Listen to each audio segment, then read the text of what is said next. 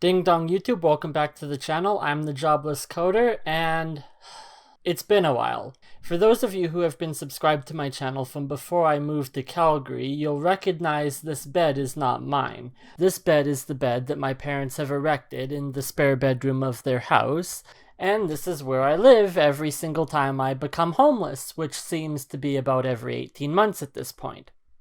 The past 2 months have been rather less than pleasant. We'll get to that.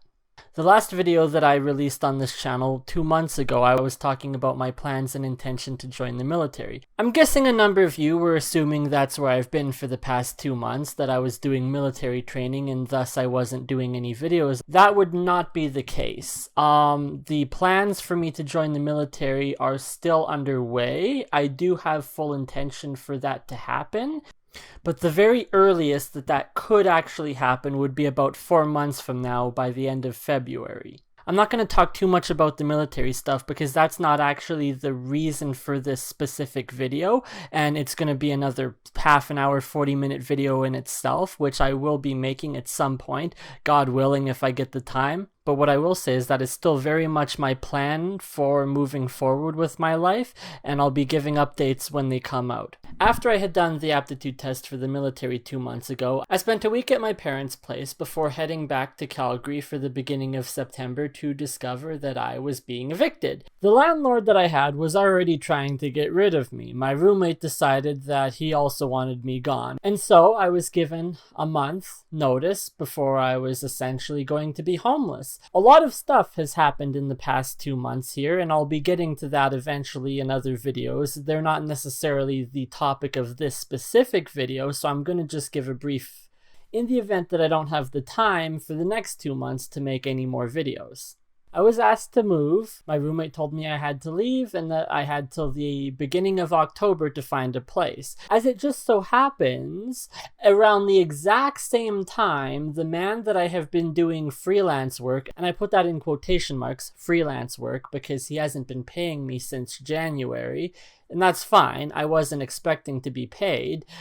His lead developer on another project that was actually making him money had to leave, and he asked me to step in to fill the role, which meant that I was also going to start getting that paycheck. And it just happened to be at the very last minute here, right before I was about to be evicted. So all through September, my time was spent packing and getting ready to move and looking for another place to rent. I walked about 150 kilometers all over downtown Calgary and the surrounding area, just trying to find a place to rent. I put in probably 6 or 7 different applications, and every single one of them rejected me. So I seem to find myself in this unbreakable cycle where whenever I have a place that I can live, I don't have the money to afford it. Whenever I have the money to afford a place that I can live, I can't seem to find a place that will rent to me. And whenever I have both a place to live and the money, I've got some jackass landlord that's trying to kick me out, and my roommate going along with him. So that's basically the gist of my entire September. I didn't have an ounce of free time. And then starting in October, throughout this entire month here, I've just been working and grinding hard. And this is the first opportunity I've had to actually film and edit a video to give you an update. In the past 2 months, I've had probably 15 different videos that I wanted to make, but just didn't have the time to do it. I had the script and everything all written out in my head. I knew exactly what I wanted to say. Some of the videos, I can still make them because they're not relevant to a specific event or time frame. Other videos were relevant to maybe a specific event or something that happened that essentially there's no point in talking about it now because it's done and over with. I have the exact opposite issue that a good majority of creators on this platform have, which is basically burnout. They make a ton of videos, they run out of topics, they don't really know what to do anymore, and then they just kind of stop. I have the exact opposite. I have video after video after video that I want to film and edit and produce, but every single moment that I spend doing that is more time taken away from doing something else. And every moment that I'm filming and editing this video is more time taken away from my other priorities. So with that being said, without further ado, this is the reason for the video.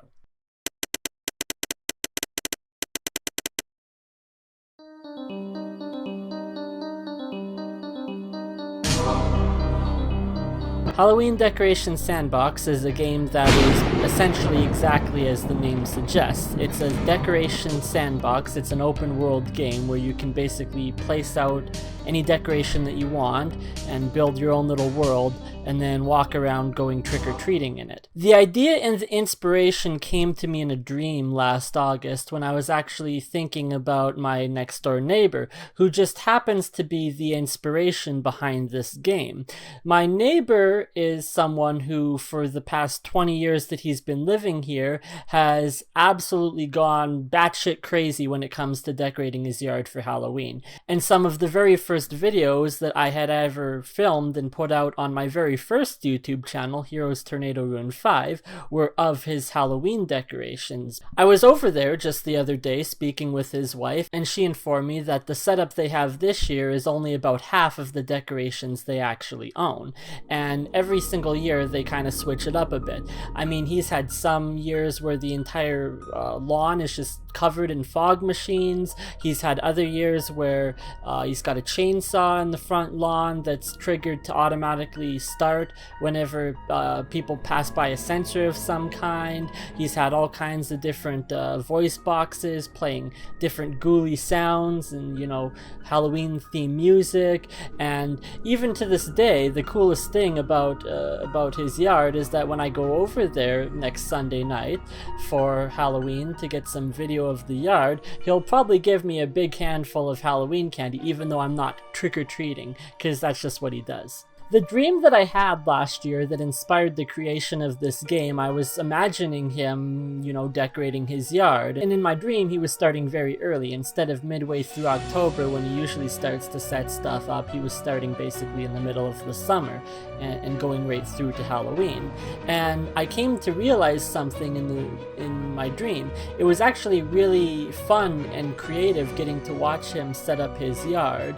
And I thought, how cool would that be if there was a video game that allowed other people to do the exact same and express the exact same level of creativity that my neighbor puts into and the dedication he puts into setting up his yard? Because several different things to consider. Number one, Halloween decorations can get quite expensive, especially when you have a large yard to decorate. I mean, I don't know the exact cost of the decorations that he owns, but I would estimate it somewhere in the range of $10,000, maybe more, just in Halloween decorations. And so not everyone's going to have that just sitting around their backyard. The other thing to consider too is not everyone actually has a yard. You know, I've been living out of basement suites for the past 7 years here. This is the first Halloween that I have actually had the opportunity to do any kind of decorating at all in the past 7 years here. The last time I was spent Halloween at my parents' house was when I was literally in high school, because then after I graduated, I would only come back during my birthday in the summer and Christmas. And then when I was out in Vancouver, and then I ended up homeless, came back here in November, so it was already after Halloween, and then immediately moved to Calgary, and now I'm back from Calgary here, so this is going to be the first Halloween that I'm back in town. And once again, his yard is quite impressive. So the premise behind the game is it gives people the opportunity to decorate for Halloween who may not necessarily have the opportunity to do so, because if you're living out of a basement suite, you can't really decorate for Halloween. It's not your yard, it's your landlord's. Now, when I released the game last year, I did it a little prematurely because I had always intended for the game to include VR support, and it never did, because at the time when I was developing it, I didn't actually have access to a VR headset for testing. And so I had advertised it as being VR, and then I had to go through and scrub out everything from the social media and from the store page on Steam to remove that because it wasn't actually implemented. However, some people had already taken interest in the VR support for the game, and they were somewhat disappointed that the game, even to this day, does not have VR support. Now, I do have good news for you. After this update that I just released today, the version 1.1 beta, the next update that will come before Halloween, it will come this week, will include full VR support. And that is because I got the VR headset after the game was released, and then sometime around November or December, I just kind of forgot about it, and I put out a update in December just before the Steam Winter Sale, and that was the last time I basically touched it or did anything with the game. But all October here, I've been working on the project for this guy who's paying me, but I'm also working on my own personal projects, as well as giving the updates for this Halloween game. And so there will be coming VR support for version 1.2 of the game. It's a little bit crazy, the lengths that I have to go through to actually make this operational. I don't have a desk in here. If you have a VR headset such as an Oculus Rift, you know that they come with those sensors that you put on the stand, and you usually put the two sensors on the desk in front of your computer, and then you have the headset and it's perfectly aligned and it's tracking it and it sits in front of your desk because it's meant to be used at a desk with a seat. You know, you're sitting in a proper computer chair. I can't really do that because if you look, the room is just piled sky high with stuff. There's just nothing but stuff in here. There's no room for anything. I don't even have a desk anymore. And if I did, I wouldn't have the room for it. So if you can see up here, I've got the VR headset hanging from the blinds. The sensors are kind of mounted as best I can there. And I don't really have any other place to put the Oculus Rift. And so it works. It's not ideal. I can just pull down the cables right there and plug it into my computer, and away I go. So it's not ideal. I'd like to maybe have my own space, but those are luxuries that I'm not afforded when you're homeless. I make the best with what I can do. So that's essentially, you know, the past month here, what I've been doing. I spend probably 10, 11, 12 hours a day coding, working on various different projects. As for the actual content of this update, there's quite a lot of bug fixes. There was a lot of things that were broken and not working quite well. I added in the ability to generate terrain from a height map. They can either be TGA files, PNG files, or JPEG files. I added the ability to paint different textures on the terrain. Before it was just one flat texture that you couldn't change. Now I think there's 5 different textures. There's a cornfield, there's mud, there's rocks, there's grass, and then there's also dirt. And so you've got some different textures to choose from.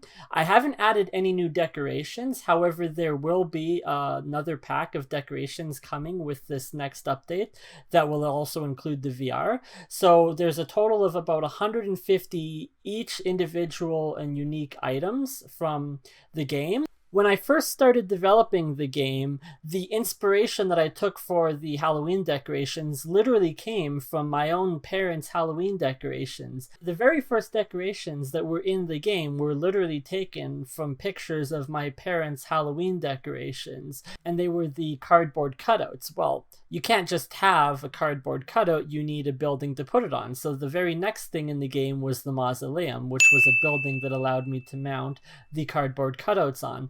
And it kind of ballooned from there, and I kept getting more and more and more decorations and more ideas for things to do. And I think at this point there's about 150 unique and individual items in the game that you can use to decorate. And this update that's going to be coming out before Halloween is going to include probably another 20 or 30 more decorations that you can play around with. And I'm just going to keep creating more content from it and expanding upon the idea. The level editor is actually quite extensive at this point. I've seen a lot of different videos on how to do certain aspects of, in-game terrain generation in Unity, the different algorithms that are used for that, how to paint textures and all of that. I don't think I've ever seen any of it all combined into one. So as far as I'm concerned, nobody's ever really done this before in Unity. Obviously, they've done it with other game engines, but I don't think anyone's really made a fully customizable terrain toolkit using Unity. So that's another cool feature. My friend was telling me, some of the things that I've included in here are things he's only seen in advanced level editors, and so that was kind of cool to get that compliment from him. One of the more ambitious projects for this update, I wasn't even sure if I was going to be able to pull it off, but it actually went a lot smoother than I was expecting, was this idea that I had for a customizable tombstone painter, where you could open up a tombstone and it would be blank, and you could put custom text on it, and you can kind of draw custom images and stuff on it. And so that's actually working, and it's implemented in this latest patch update. And so you can go around and basically put whatever text you want on tombstones. It's just that extra little bit to, further customize the look and feel of the game. There's still a lot more bugs that need to be fixed. There's a lot more features that need to be implemented, but I'm just going to keep working on it. At some point, I'm actually going to make a clone of this game, and I'm basically going to gut everything out of it. I'm going to reskin the game, and I'm going to release it as Christmas Decoration Sandbox. So expect for that to be coming sometime in the middle of December. That'll be another interesting project. I've got some cool ideas that I can do with that aren't necessarily related to Halloween. So if Halloween decorations or the holiday is not really your thing, maybe you'd enjoy decorating for Christmas more, actually. And because I've got the VR working now in the Halloween game, I literally just have to turn a button on and off, and I have to make a UI interface for you to go into the settings and be able to toggle it on and off. Other than that, it all works. I've tried it and it looks great and amazing. And so when Halloween Decoration Sandbox gets patched 1.2 beta, it will have it. When Christmas Decoration Sandbox releases sometime in the middle of December, it's going to have VR support right out of the box. Another thing to note about the game is that if you do want to pick it up before Halloween to get some time to play around with it this week, it's $10 on Steam. I'll be putting the link for the game in the description below, so you can go check that out. There is a Steam achievement that you can earn from playing the game on Halloween. You literally just have to boot up the game on Halloween night, and it will give you that achievement.